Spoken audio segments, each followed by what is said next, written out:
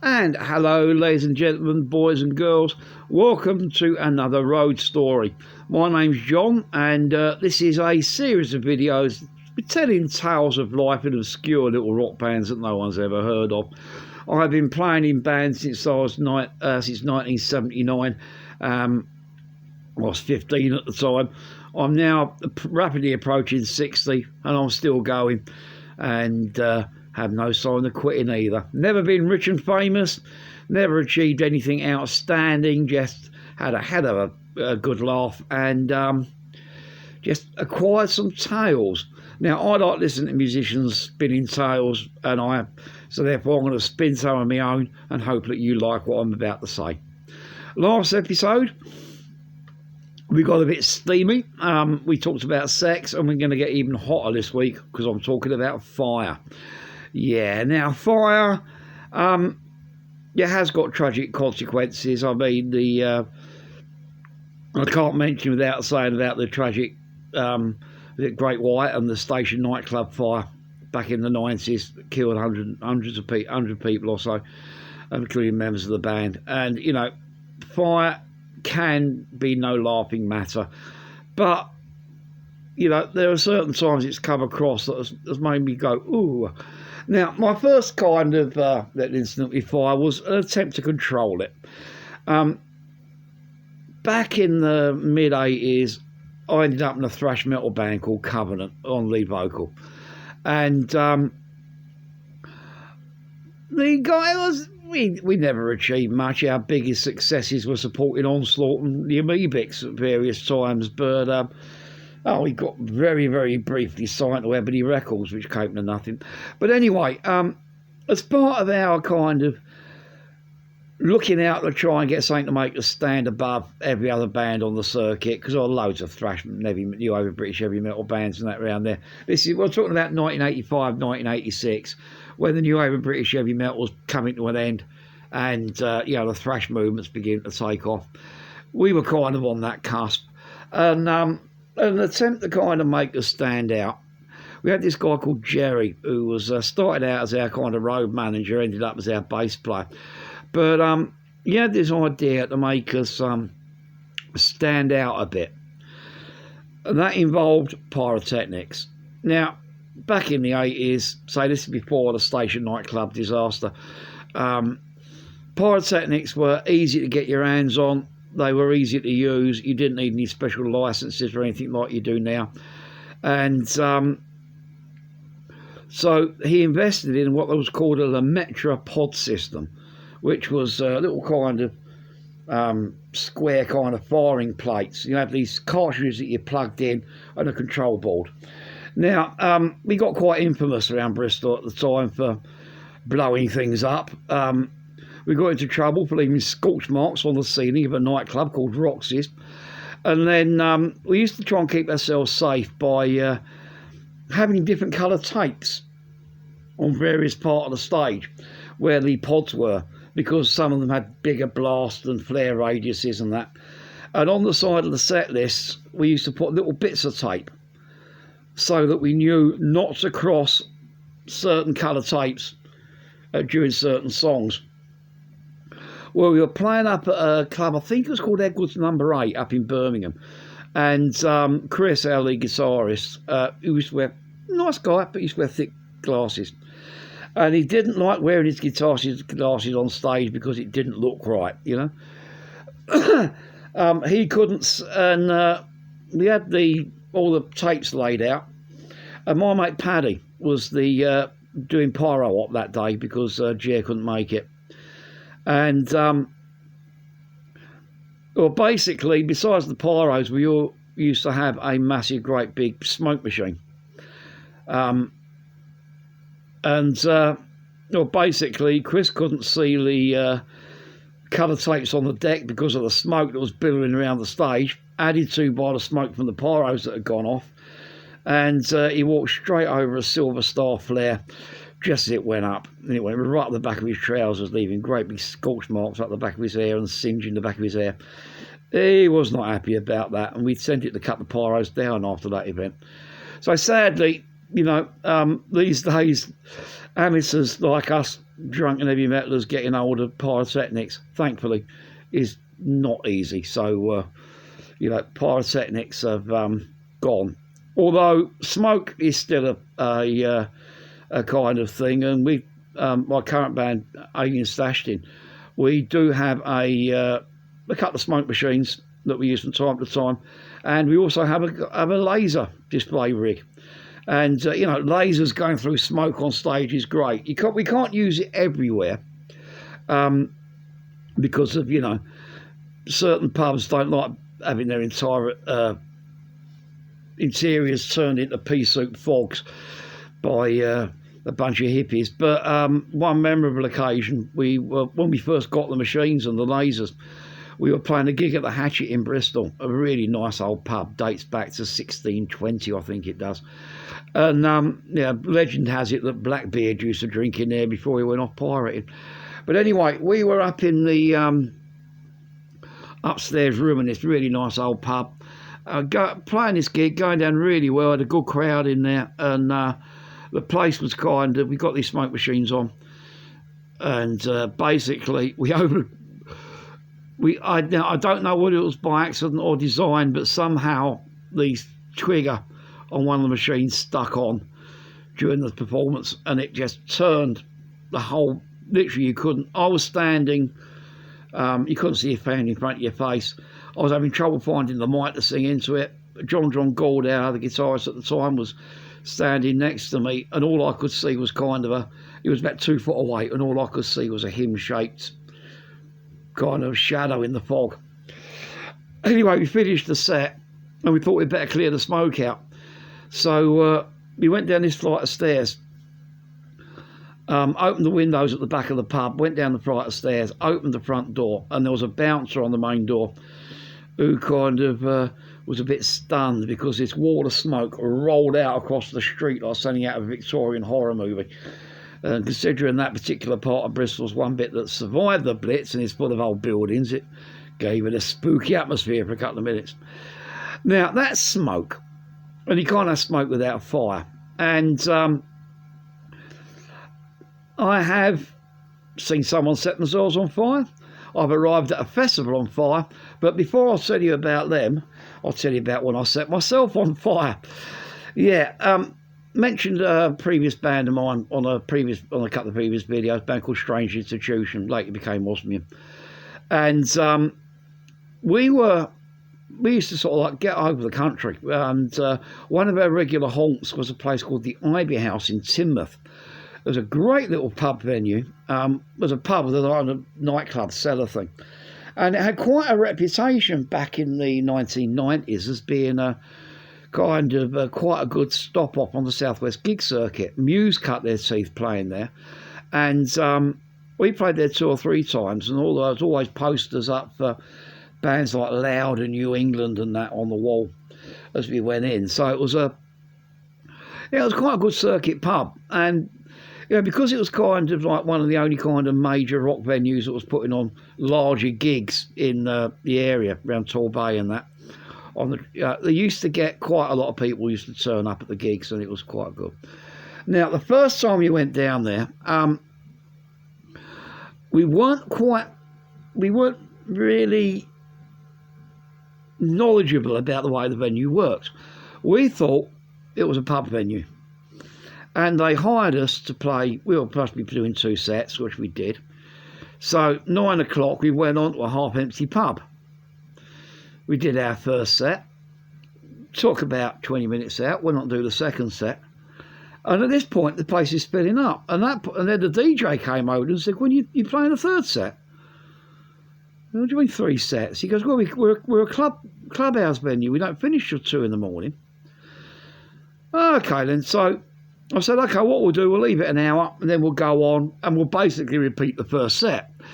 Because there was no one in when we played that one, and we'll have a bit of a laugh about screwing up the timings. So we did that. Now, I'd say Teignmouth is a lovely little seaside town in Devon, and when we used to play, with the band we used to play places like Teignmouth, and we used to play Weymouth and Torquay and those kind of places. What we used to do, we used to make a day of it, especially in the summer. we would leave Bristol, load up the van, leave Bristol in the morning. If possible, make arrangements with the venue to drop our gear off about lunchtime. Set up and sound check then we could have the kind of afternoon on the beach and just muck about, you know, doing the seaside town thing. Always a good laugh. Now, at the time, I was working nights. And the night before the gig, I was working. Finished work at 7 in the morning, went home, got about 2 hours kip, and was picked up to go to the gig. Didn't get any sleep on the way down because we're in a... there's the band, there's 2 of the road crew, and a group of people that used to come, decided to take along for a day out with us, all crammed in the back of a transit with all our gear and PA stacked up in there. So we get to the Ivy House, and then it's kind of the adrenaline kicks in, and you're out, you know, we're mucking about on the beach, and, you know, we're playing crazy golf and doing all the kind of Brits at the seaside type thing. Then we've been at the gig, and we've already done 2 sets, and by this time I am absolutely knackered. And well, I say we got an hour to kill before the 3rd set, so I'm sitting there. We got this kind of little table that we've purloined at the side of the stage, and we're all sitting around it, and I'm nodding. Now, I'm a smoker. That's bad for me, but there you go. And I've got a fag in my hand, and I doze off. And the fag, let me show you. I kind of, my hand comes down like that on my trouser leg. I'm asleep. Next thing I know, I am feeling very cold in my leg and around my groin area, because there was this girl that was at the gig called Rose, and I noticed she's still a friend of mine. She might still see this video, so she lives in Australia now. But hi, Rose. I picked up a couple of pints and thrown it over me, because I had a glowing my jeans were smouldering, and I had a glowing patch about that big right up the side of my thigh, and my thigh was getting a bit hot. I didn't get blistered, didn't get burnt, just had a massive great big burn hole in my trousers, which I had nothing, I didn't wear, I wasn't doing that particular band, I wasn't the stage costumes and that, so I had nothing to cover it up with. So basically, yeah, huge great big hole from crutch almost down to me knee on my trousers, with me undercrackers hanging out of it that I do the last setting. But, you know, it was rock and roll, isn't it? And how many people can say they've actually set themselves on fire waiting to go on the stage? Now, there's the more spectacular than making the jeans smoulder. It's coming a bit more up to date now. This is Alien Stash Tim, and back in about 2005, I think it was, 2006 maybe, we got asked to play at this bonfire party. Now, we had this guy called Kieran, who was our drummer at the time, Kieran Tully. Hi, Kieran, if you're watching. He worked as for a car distribution company, and his boss, multi-millionaire loaded geezer, ran a load of Mercedes dealerships all around Gloucestershire and Warwickshire and that part of England. He had about 6 or 7 of these massive car showrooms, sold high-end Mercedes. And he had this massive, great big house up in his village, somewhere near Stroud. And every year he used to host a bonfire party on his land. And, you know, he was a nice guy. He used to invite the entire village to the bonfire party. And there was a semi-permanent New Age traveller camp on the edge of the village, and he used to invite the people from the travellers camp as well. Now, so and then you also got kind of some of the local bikers used to show up, and you know, and it was a paid entry. Money went to local charities, and it was, you know, so it was a really good evening. And basically, he hired the band, Alien Stashed him. And he basically, saw my camera slips a bit. Yeah, basically, he came up with this point. He said, go on. He said, I want you to do a set when people are coming in. Whether you do your own stuff or covers, he said, I don't mind. I just want to entertain people when they're coming in. He said, Len, I want you to, while the fireworks are going off, he said, I want you to do I've heard that you can improvise, do an improvisation set, play to the fireworks, man. And then when people are kind of after the fireworks have gone off, when people are having their final beers around the bonfire, do another set. Yeah, we're... Fisherman, sir. We can do that. Yeah, we can do that, no problem. So, lo and behold, we show up. Now, getting there was fun because the guy said, he said, don't worry, we'd already had our gear sent up a couple of days before. And Kieran, our drummer, took us up, took the gear up in his van. And he said, the gear will be at Saviour coming up because the boss is laying on something special for you. I just got told to be outside my front door. I think it was something like 5:30 in the evening. So 5:30, I'm standing outside the front door, clutching the guitar. Now, I live in a council estate in a tower block. You know, not ashamed of it. I like where I live. Nice people around here. But it caused some heads when I'm waiting outside and a Maybach stretch limo turned up, complete with uniformed driver.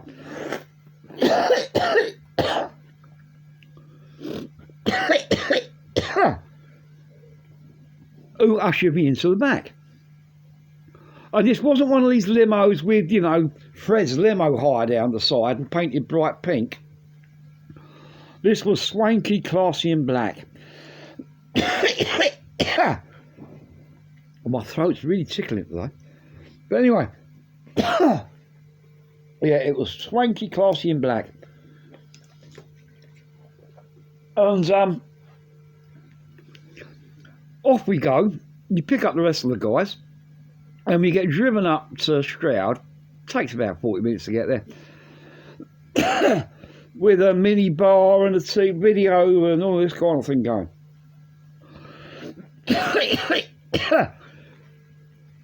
Arrive at this guy's big house, and he's got a stage set up in the garden.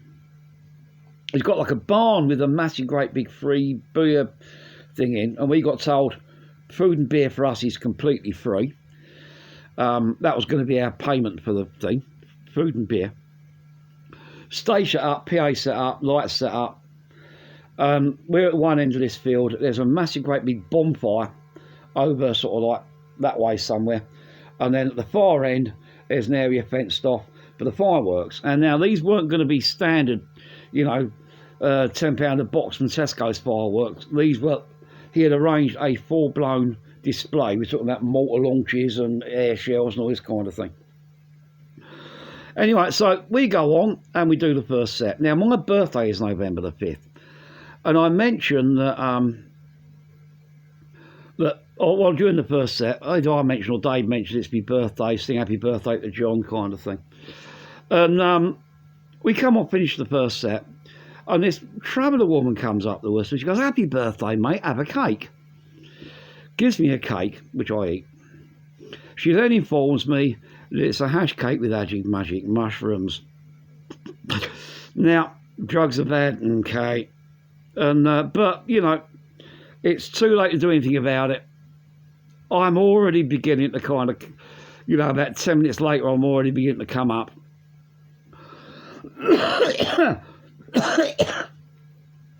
So,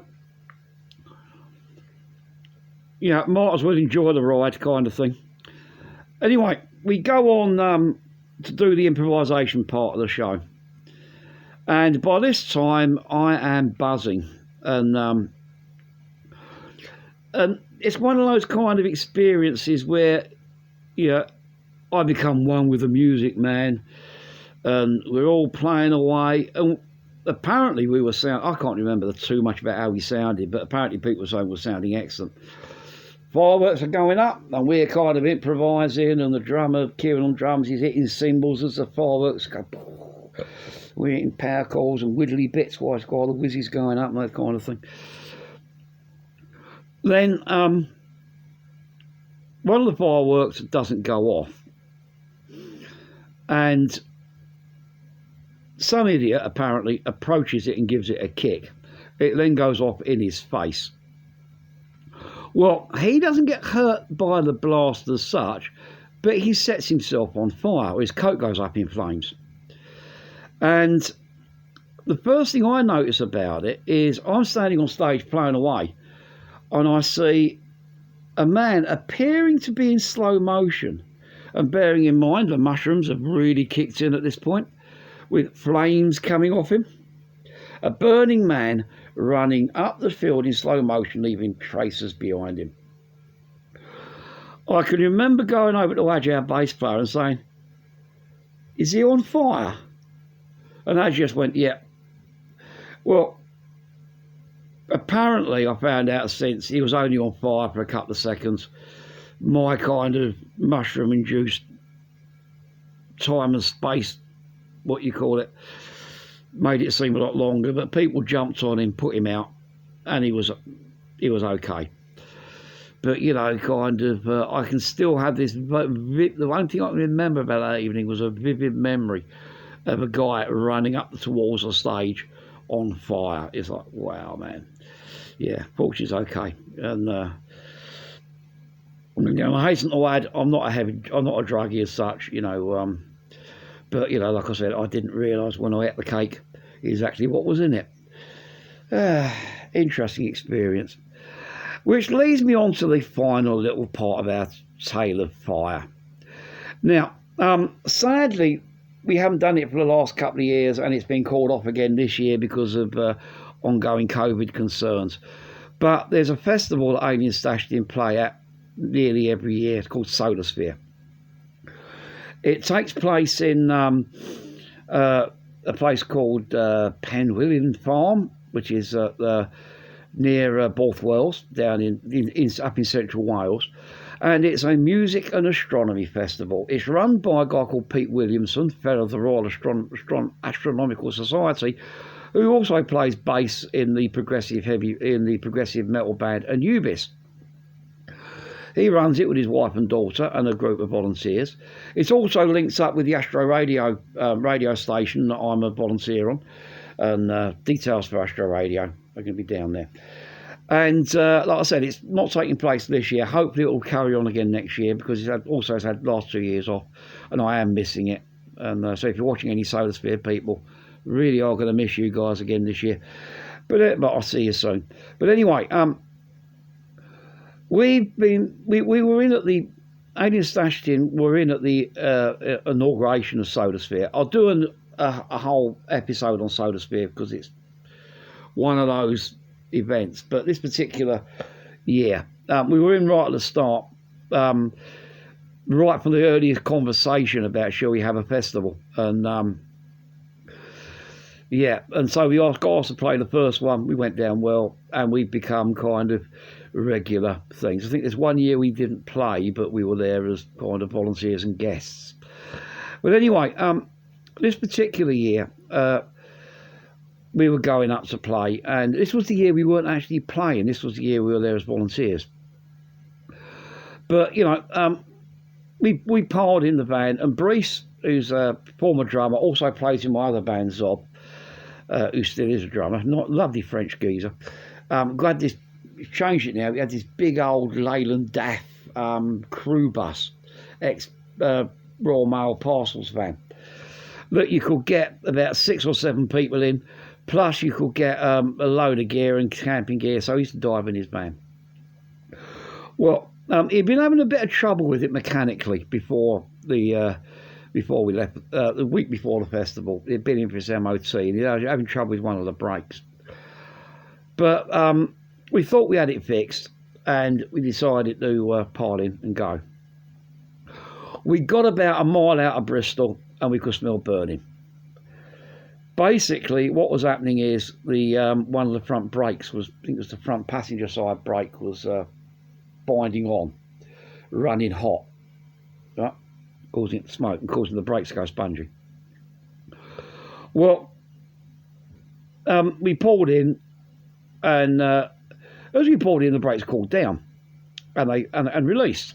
So yeah, there was only an hour, and should we go back and change the van for a convoy of cars? But that will mean us being late and all this kind of thing. So we decided to press on to see how far we could get. And we found once we hit the motorway on the M4, you don't need too much braking. Or what braking could be done gently. So we could keep going, and that was fine until all up the M4, up the and up some fairly large dual carriageways that you travel. And then you got the last sort of like 20 miles from, I think it's something like Abergavenny up to Bourth, or Brecon up to Bourth, whatever it is, where you're on these windy back roads through the Welsh mountains and the Brecon beacons, and all the hills are doing that, and it's all hairpin bends, lots of braking needed. Then we started getting into trouble. We were literally every 3 or 4 miles, we were having to pull in, leave the van for a couple of jump out the van for 20 minutes, let the brakes cool off and release, and press on for a little bit longer. So consequently, the journey took us longer doing the last 25 miles than it did getting from Bristol to Brecon. And we pulled into Bourthwells, and we were there, and as you come into the town, you can see the road that leads up to the festival site. And so we pulled up there, glad to have arrived, and Bruce was saying, well, we'll see what we can do to repair the van while we're here. Now, the festival site is on the side of a massive, great big Welsh bloody mountain. And we pulled in, and there's you come off the road, and it's got a little kind of access thing. You can see the festival site. If you go to Google Earth, look for the Royal Welsh Showground. It's just north. It's the next farm north of that. Collection of buildings at the top, and you can see the fields and that there. Love the place. Yeah, really going to miss it this year. But to get there, you got a fairly steep gravel track, and half up this gravel track, they set up a little kind of office place, and that's where you pull in to get your kind of passes and your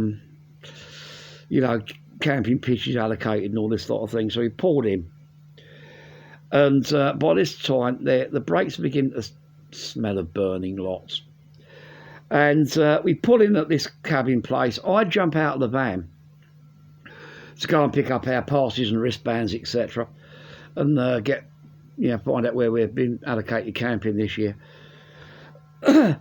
Seb, who's the one of the organiser there, she's there adding out the things. Oh, John, pleased to meet you, give her a hug. Sarah, daughter, who's the music organiser, comes over, gives you a big hug, and we're all chatting away, and so many other guys are there. And all of a sudden, one of these blokes, when he looks around, his eyes filled in horror, grabs a fire extinguisher out of this little wooden thing and charges across to the van, because there are flames coming out of the wheel arch of this old Leyland van. Yeah, the brakes had actually given up and set fire to something. The fire was put out in a matter of seconds, and we managed to kind of limp the van into the campsite. And we had similar experiences going home again, sort of like 20 minutes stop, but we made it. Took us all day, but we got there. But, the word got around, aliens stashed in, they're so rock and roll. When they arrive at festivals, they arrive in a van that's on fire. Yeah, great stuff. Well, anyway, I hope you enjoyed my little tales from the road this week. I'll be back next with another one.